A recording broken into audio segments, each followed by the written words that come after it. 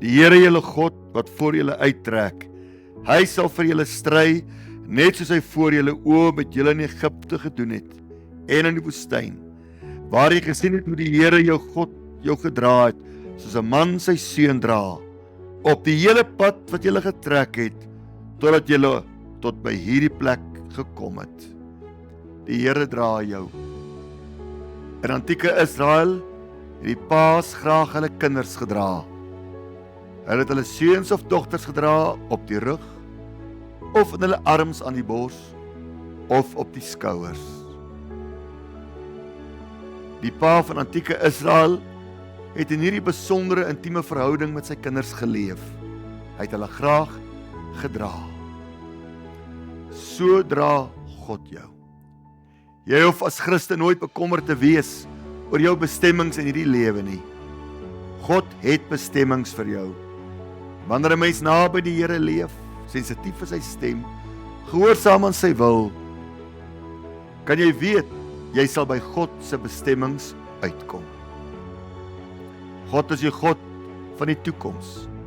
Net soos wat hy sy volk uit Egipte, uit die land van slawerny uitgelei het, na 'n beter plek, na Kanaan. So wil die Here jou ook uit jou geskiedenis, uit jou verlede, uitlei na sekere Kanaans, sekere bestemmings. En hy sal daar vir jou dra. Soos die pa sy seun op sy rug, of in sy arms, of op sy skouers. Sien jouself as kind van die Here in hierdie wonderlike, eervolle posisie, hoe God jou dra op sy skouers, tot by die bestemmings wat hy vir jou in gedagte het. Hy sal jou dra wanneer jy swak is, wanneer jou kragte uitgeput is. Hy sal jou dra wanneer jy bang is. Hy sal jou dra wanneer jy rigting verloor het. Weet net hierdie ding, vandag, bind dit om jou hals, leef in daardie verwagting, God sal jou dra. Psalm 68 vers 20 sê, dag na dag dra hy ons.